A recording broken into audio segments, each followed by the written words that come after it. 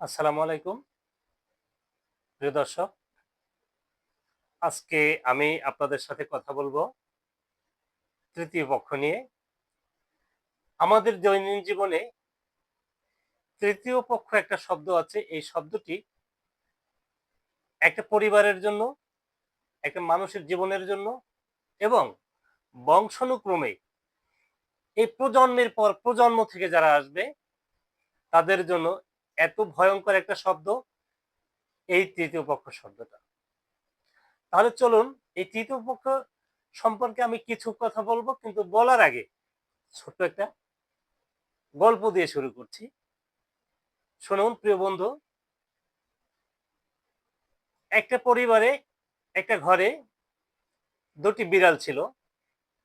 এই বিড়াল দুটি কি করলো, একদিন দুজনে একত্রিত হয়ে ওই পরিবার থেকে একটি রুটি চুরি করলো। সেই রুটি চুরি করার পরে উভয়ে চিন্তা করলো যে এটা সমানভাবে ভাগ করে তারা খাবে। এখন সমান ভাগে ভাগ করার জন্য আহ মধ্যস্থতাকারী হিসেবে একজন দরকার। তখন তারা সেই একজন মধ্যস্থতাকারী হিসেবে আহ কাউকে পায় কিনা সেটি খুঁজছিল। ঠিক সেই সময় তাদের মধ্যে তাদের কাছে উপস্থিত হলো প্রতিবেশী এক বানর। সেই বানর যখন আসলো তখন তারা বলল যে আহ, আমরা এই রুটিটা চুরি করে এনেছি, এখন আমরা সমানভাবে ভাগ করে নিতে চাই, আপনি আমাদেরকে একটু ভাগ করে দিন। তখন বানর এগিয়ে আসলো তাদের সহযোগিতা করার জন্য। তাদের সাহায্যে যখন এগিয়ে আসলো তখন বানর কি করলো, রুটিটাকে ভাগ করলো। ভাগ করার পরে একটি দাঁড়িপাল্লাও নিল। এখন একদিকে একটু বেশি হয়ে গেল, তখন বানর এই দিকটাতে একটু বেশি খেয়ে নিল, এক পাশ থেকে একটু বেশি করে খেয়ে নিল। খাওয়ার পরে আবার এটা দাঁড়িপাল্লায় উঠালো। ওঠার পর দেখলাম যে দিক থেকে খেয়েছে অপর দিকে আরেকটু বেশি হয়ে গেছে। তখন এই দিক থেকে আরেকটু খেয়ে নিল। যখন এদিক থেকে আরেকটু খেয়ে নিল, আবার এই দিকে বেশি থেকে গেল। কারণ সমান ভাগটা আসলে হচ্ছিল না। এক সময় এইভাবে খেতে খেতে এক সময় দেখা গেল যে পুরো রুটিটাই বানর খেয়ে ফেলেছে। তারপরে এই আহ, বিড়াল দুটি আফসোস করতে লাগলো যে আসলে আমরা যদি আমাদের এই সমস্যাটা নিজেরা হারজিত মেনে নিয়ে আহ একত্রিত থাকতাম তাহলে এটা আমাদের জন্য ভালো হতো। ঠিক বন্ধু, আপনার জীবনেও এই তৃতীয় পক্ষ মানুষটি আসবে। আপনার প্রতিবেশী বলেন, বন্ধু বলেন, বান্ধব বলেন, আপনার পরিবারের যে কোনো সমস্যা, পারিবারিক দ্বিধাদ্বন্দ্ব নাই এমন পরিবার দেশে বিদেশে নেই বললেই চলে। প্রত্যেকটা পরিবারে ছোটখাটো বিষয় নিয়ে ভাইয়ের সাথে ভাইয়ের, বোনের সাথে ভাইয়ের, মায়ের সাথে বাবার, এরকম দ্বিধাদ্বন্দ্ব সবার প্রত্যেকটা পরিবারে থাকে, ছোট ছোট।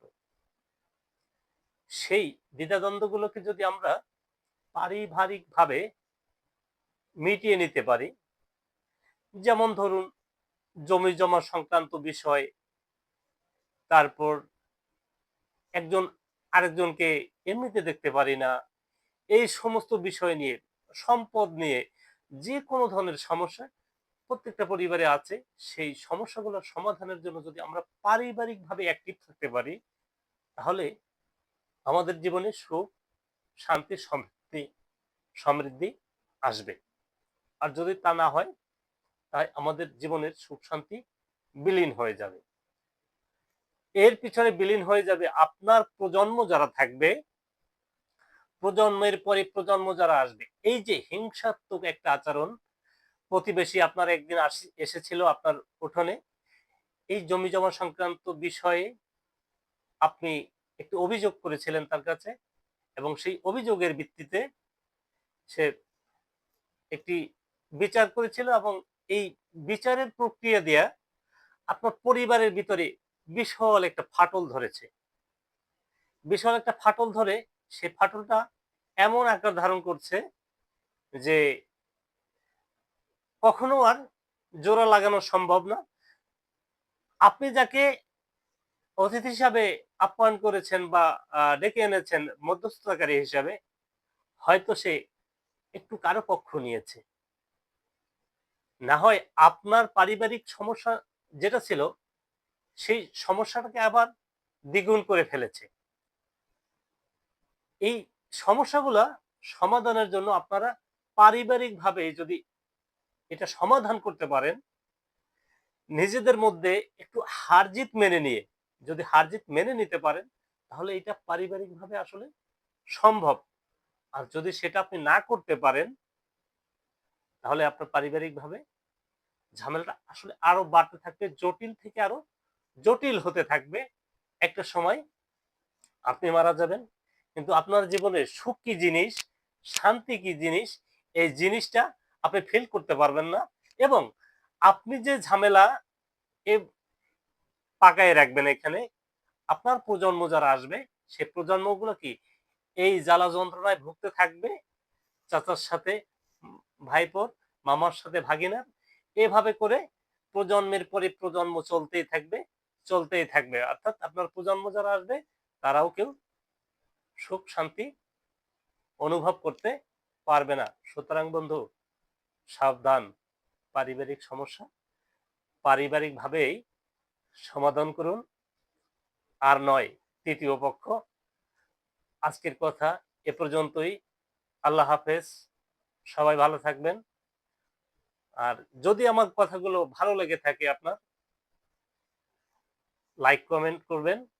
আর যদি বেশি ভালো লেগে থাকে, তাহলে শেয়ার করে আপনার আশেপাশে যারা আছে, আপনার বন্ধু বান্ধব, তাদের মাঝে ছড়িয়ে দিবেন, এই প্রত্যাশায়। আল্লাহ হাফেজ।